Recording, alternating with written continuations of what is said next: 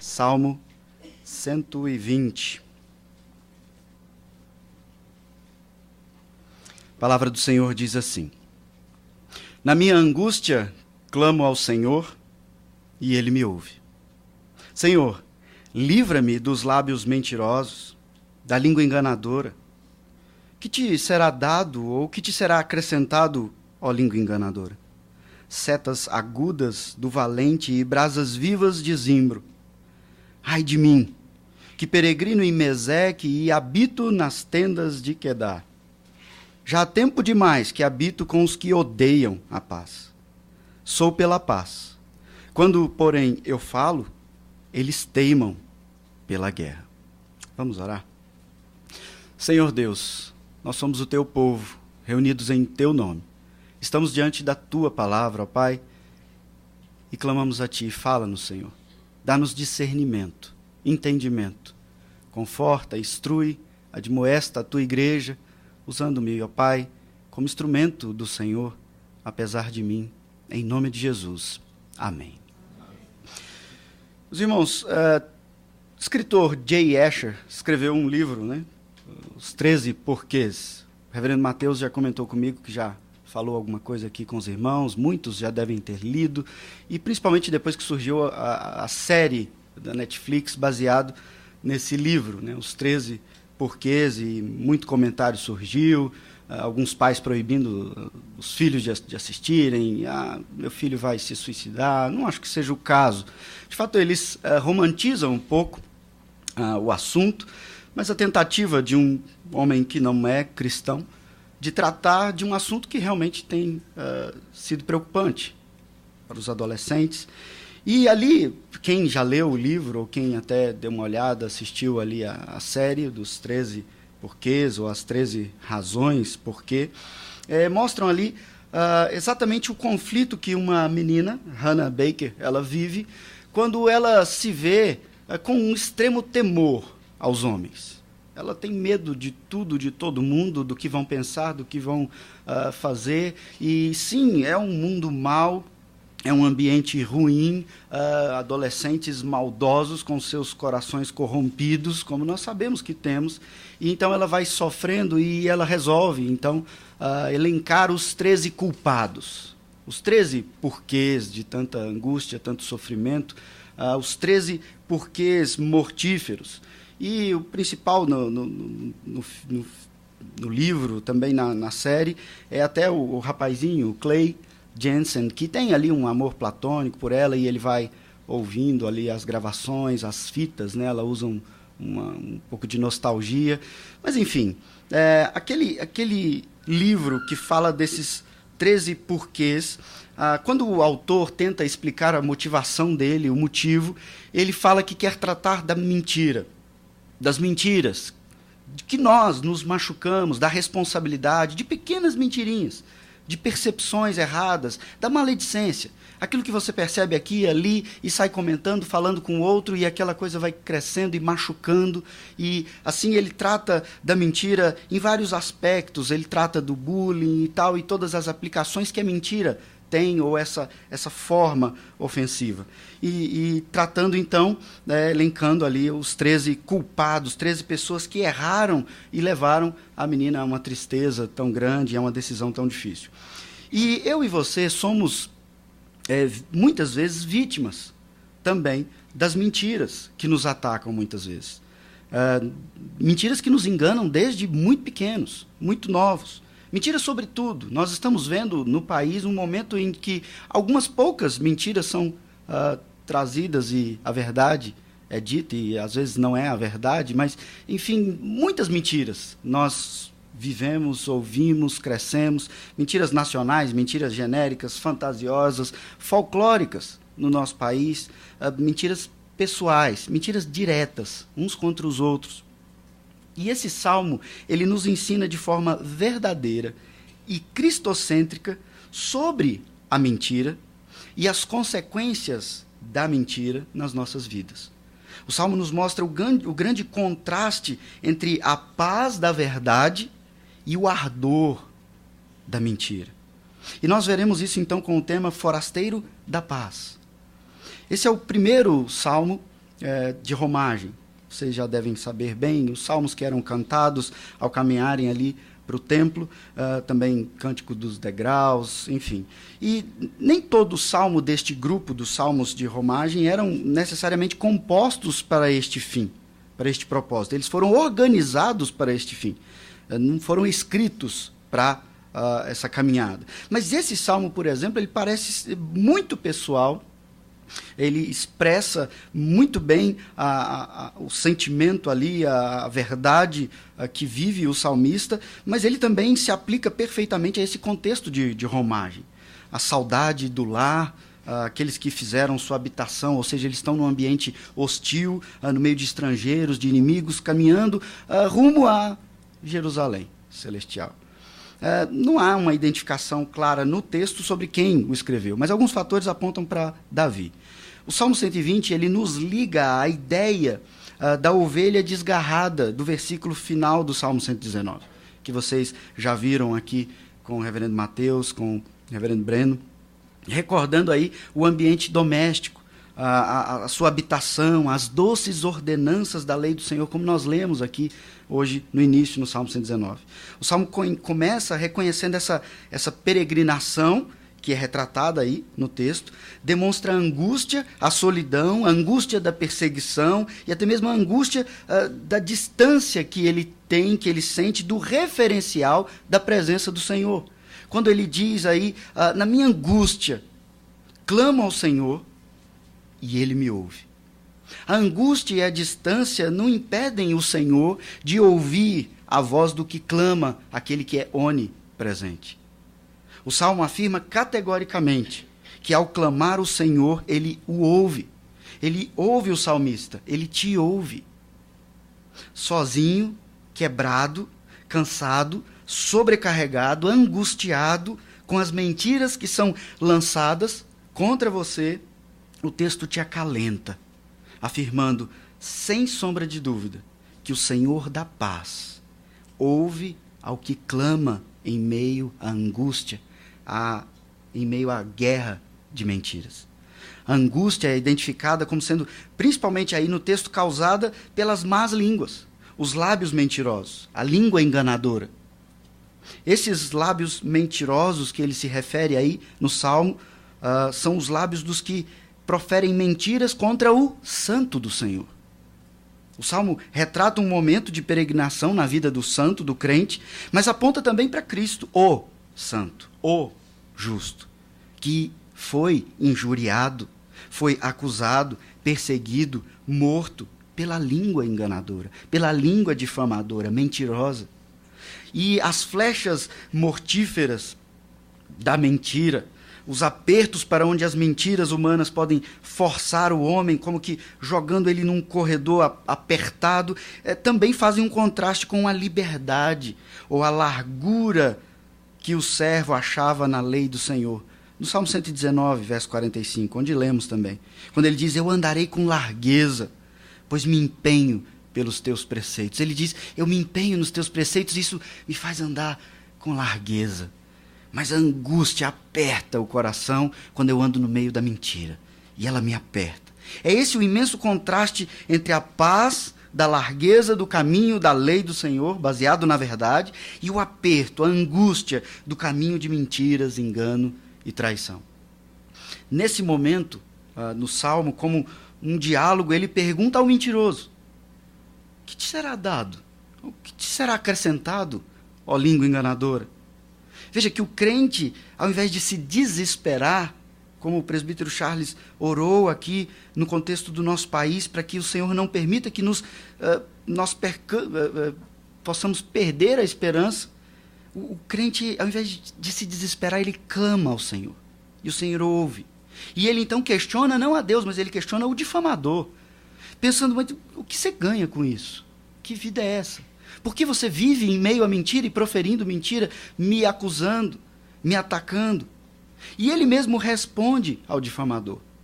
Por algumas vezes eu li esse salmo, e quando ele pergunta aí no verso 3, o que te será dado, o que te será acrescentado, ó língua enganadora? E eu pensava que no verso 4 ele estava meio que voltando a reclamar. Essa língua enganadora são setas agudas para mim, mas estudando melhor o texto, nós percebemos claramente que esse salmo, assim como o 121 e outros salmos, não é isso. Ele faz uma pergunta e ele responde a pergunta. Assim como lá no Salmo 121, ele diz: elevo meus olhos para os montes, de onde me virá o socorro?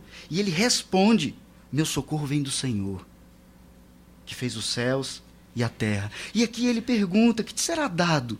O que te será acrescentado, ó língua enganadora? E ele mesmo responde: setas agudas do valente e brasas vivas de zimbro. Ele está perguntando ao que mente: sabe o que você ganha me difamando ou vivendo de mentira? Você receberá juízo do Senhor. É o homem que procura e entende a largueza da verdade, da lei, e olha para o mentiroso e diz: você vai receber juízo do Senhor. O Deus da verdade é o protetor do seu povo, dos lábios mentirosos. O Salmo 37, no verso 5, ele nos dá, a partir do verso 5, ele nos dá de maneira muito clara essa ideia do Senhor nos protegendo e fazendo juízo, nos guardando. O Salmo 37, a partir do verso 5, diz assim: entrega o teu caminho ao Senhor, confia nele, o mais ele fará. Fará sobressair a tua justiça como a luz e o teu direito como o sol ao meio-dia. Descansa no Senhor e espera nele. Não te irrites por causa do homem que prospera em seu caminho, por causa do que leva a cabo os seus maus desígnios. Deixa a ira, abandona o furor, não te impacientes. Certamente isso acabará mal. Porque os malfeitores serão exterminados, mas os que esperam no Senhor possuirão a terra.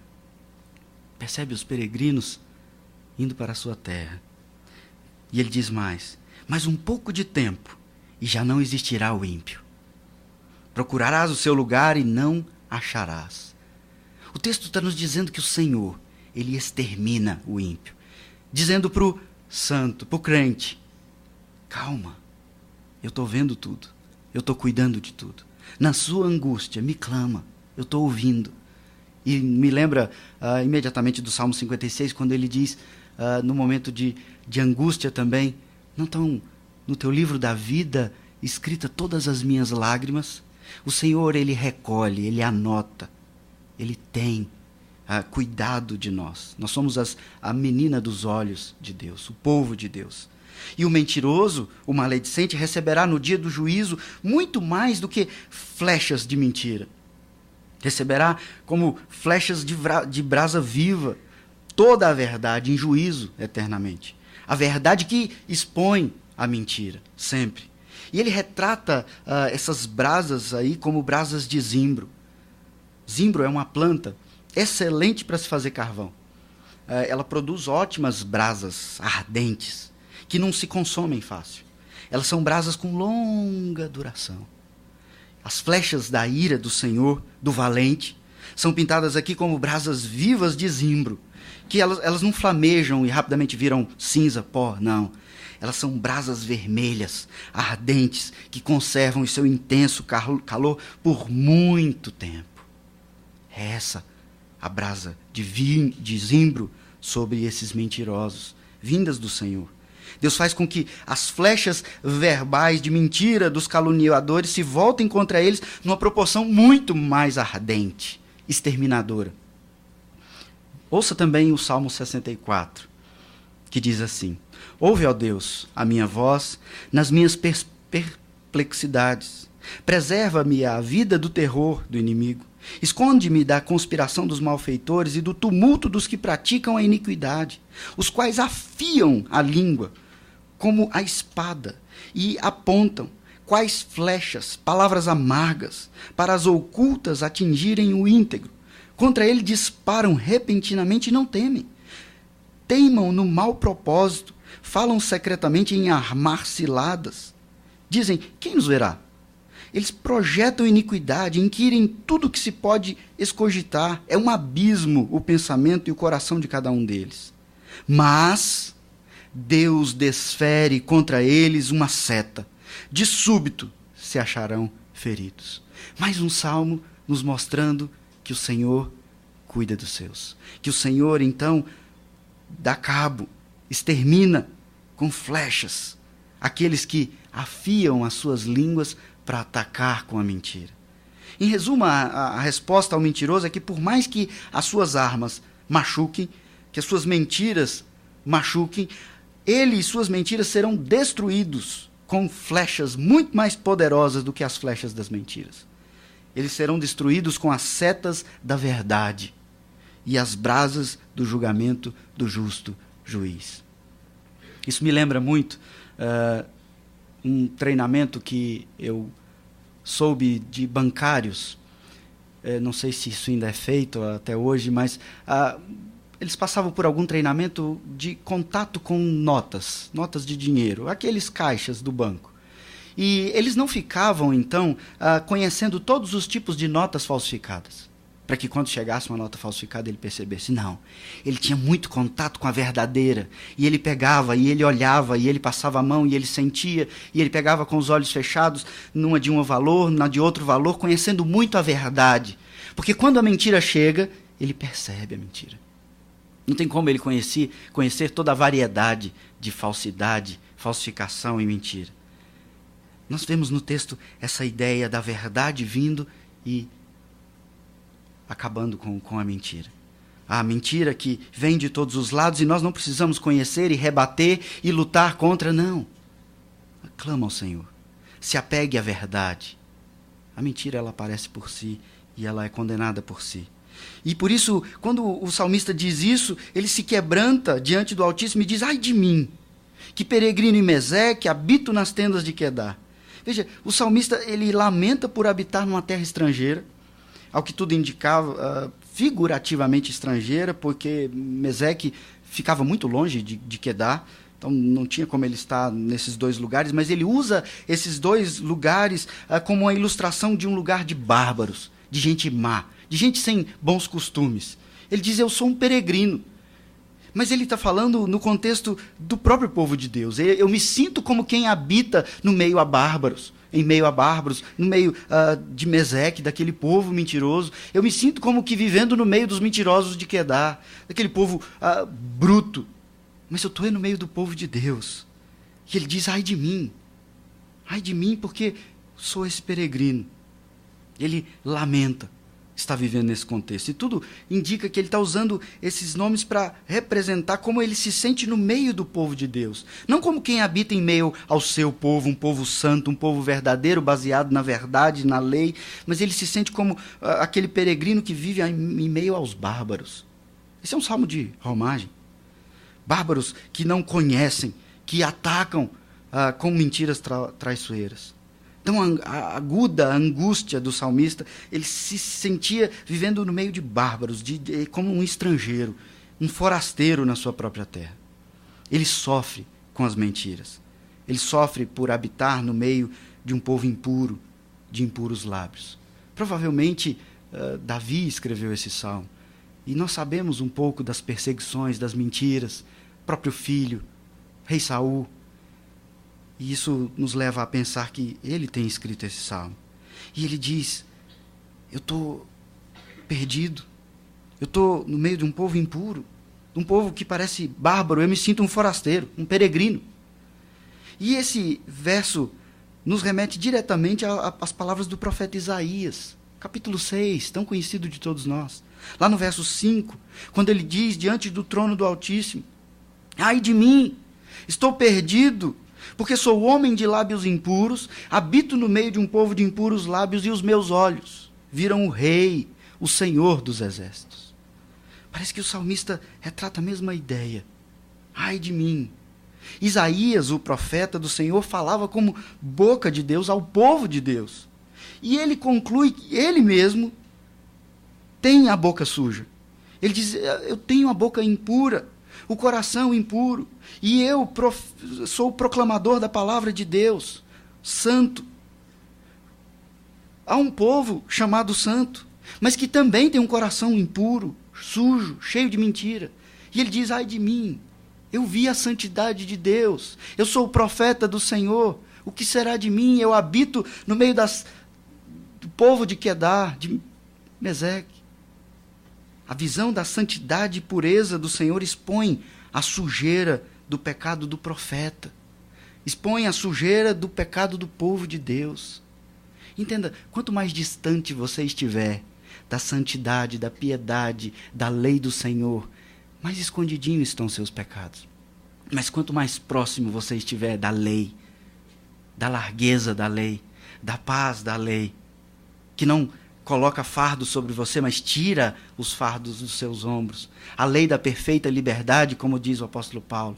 Quanto mais próximo da santidade de Deus, mais expostos ficam a você mesmo os seus próprios pecados, para que você confesse, para que você então seja santificado no Senhor. Isso nos leva a perceber, meus irmãos, que não são somente os ímpios que são mentirosos. Eu e você, hora ou outra, mentimos também. O povo santo, o povo crente. Ora ou outra, nós temos os lábios impuros, que lançam setas ardentes, uns contra os outros, aqui dentro desse contexto, do corpo da noiva. A noiva que ele está purificando, a noiva sem mácula. Sim, nós mentimos, nós somos maledicentes. Eu e você, peregrinos dos céus, em terras de pecado, de guerra, mentira, nos reunimos para cultuar o Santo, Santo, Santo de Israel e reconhecemos aqui, agora, que somos um povo de lábios impuros, que ferimos uns aos outros com as nossas línguas ardentes.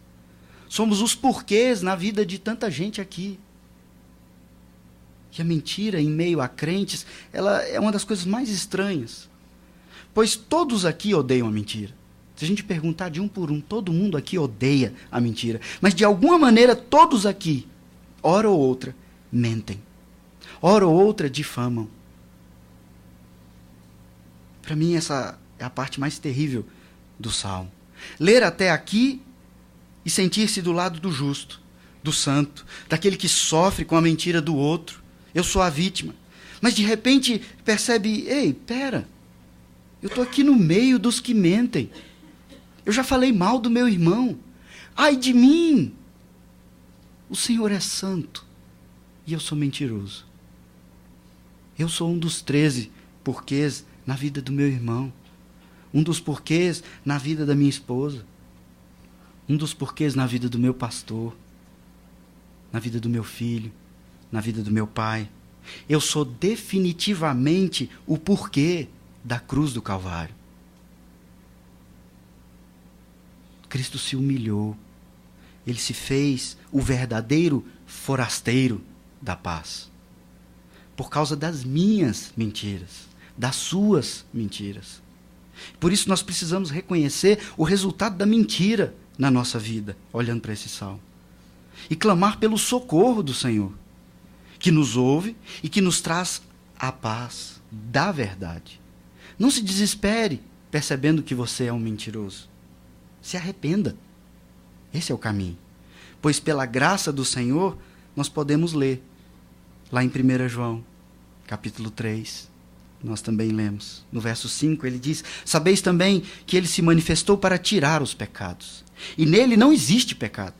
Todo aquele que permanece nele não vive pecando. Todo aquele que vive pecando não o viu, nem o conheceu. É um estranho. Quer dar?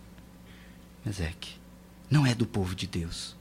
Nós habitamos num mundo caído, em meio aos que procuram nos atingir com suas mentiras, suas setas ardentes, maledicentes, sim. Mas mais do que isso, às vezes nós estamos no meio dos que proferem mentira e nós mesmos somos esses que proferem mentira. Deixamos de ser forasteiros da paz para sermos os causadores da guerra, na maledicência, na fofoca, na crítica maliciosa.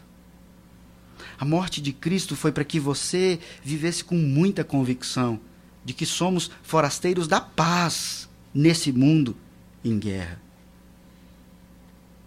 Veja,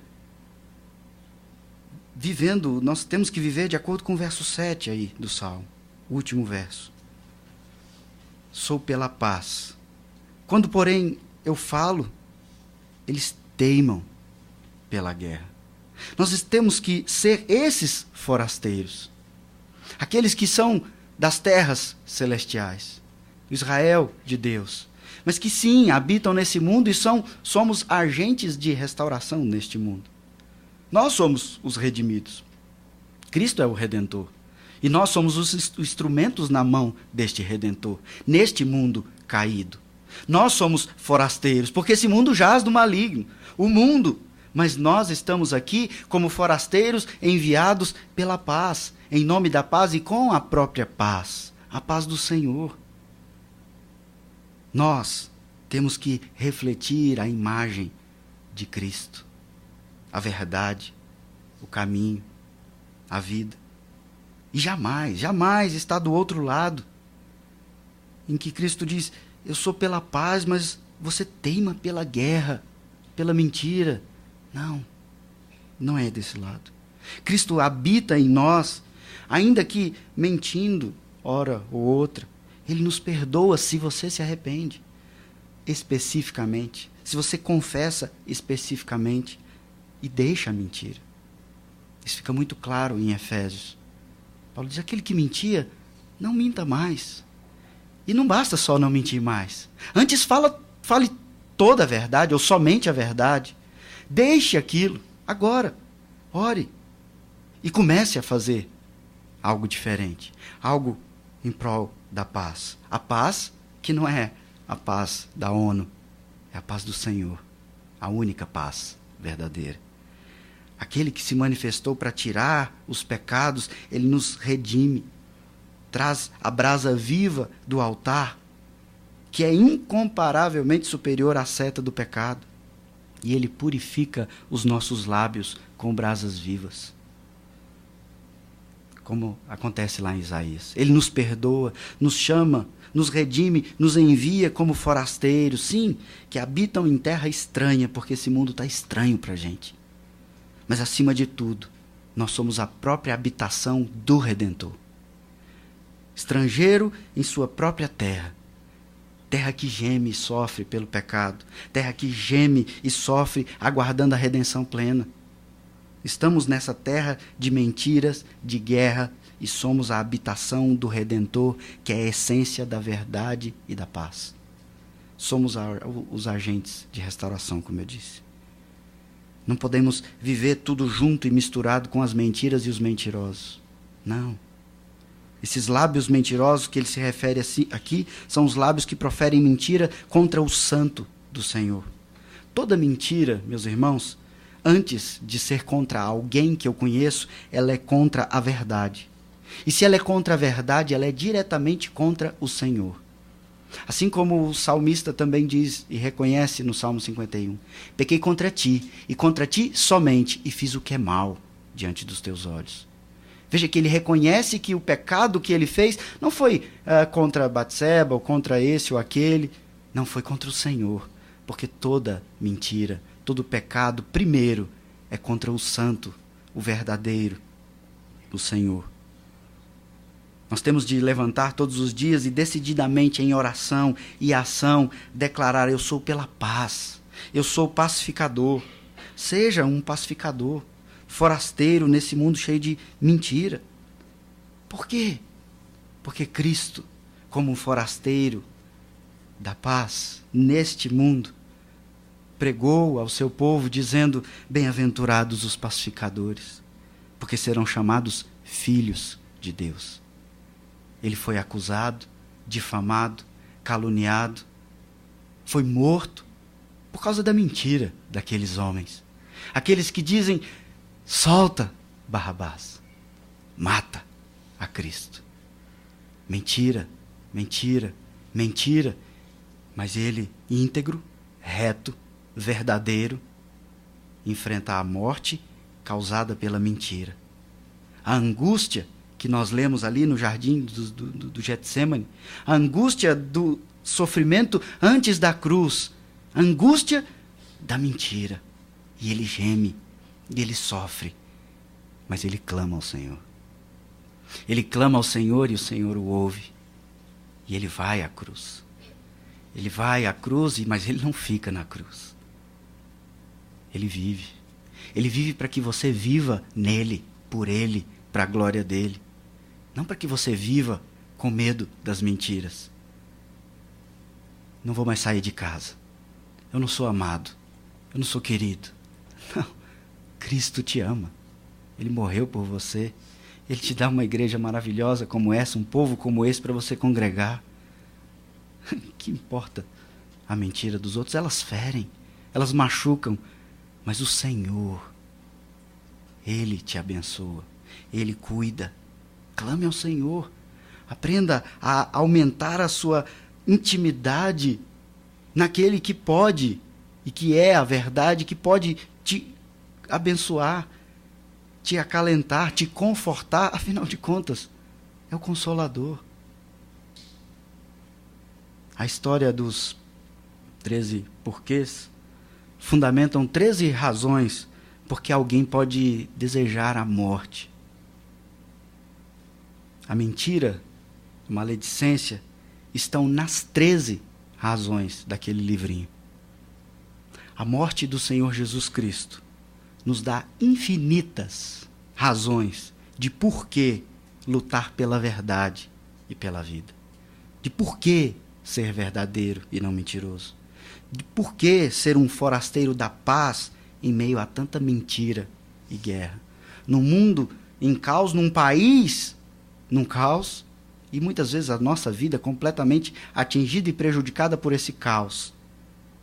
Ele te dá infinitas razões por que viver pela paz, pela verdade.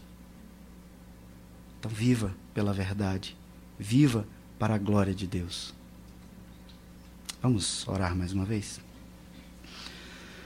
Senhor Deus, Pai de amor, nós louvamos o Teu nome, Pai. Nós te agradecemos, Senhor, porque o Senhor é bondoso. E, ó Pai, o Teu amor, a Tua bondade, a Tua misericórdia, ó Pai, não são só palavras bonitas escritas na Bíblia. Nós podemos, ó Pai, experimentar, viver de verdade entre nós, no nosso amor, na nossa comunhão. Nesse culto, ó Pai, nós podemos ver a Tua bondade, a Tua misericórdia, porque nós acordamos hoje pela manhã, ó Pai, não fomos consumidos pelo nosso próprio pecado, pela nossa própria mentira. O Senhor, em Sua infinita misericórdia, tem nos abençoado, ó Pai, e nós te agradecemos, ó Pai. Porque além de termos essa convicção, nós abrimos a Tua palavra, lemos, cantamos, oramos a Ti, ó Pai, em todos esses elementos de culto e percebemos como o Senhor é bom. E quando nós somos levados a sondar o nosso coração, nós percebemos como eu tenho sido mal. Pai, nos ajuda a não sermos aqueles que pedem perdão genericamente, perdão por qualquer mal. Senhor, ajuda-nos a conhecer. O Senhor que sonda profundamente os nossos corações, ajuda-nos a conhecer especificamente onde nós temos pecado contra o Senhor e contra os nossos irmãos. Ajuda-nos, ó Pai, a termos um coração quebrantado, arrependido, para que nós não sejamos os causadores da guerra, mas pelo contrário, que nós sejamos, ó Pai, de fato, peregrinos, forasteiros dos céus, vivendo nesse mundo, Pai, para a Tua glória, promovendo a Tua paz, declarando a Tua paz e vivendo na Tua paz, ó Pai. Ajuda-nos, Senhor, a entendermos todos os motivos, ó Pai, que temos para viver para a Tua glória.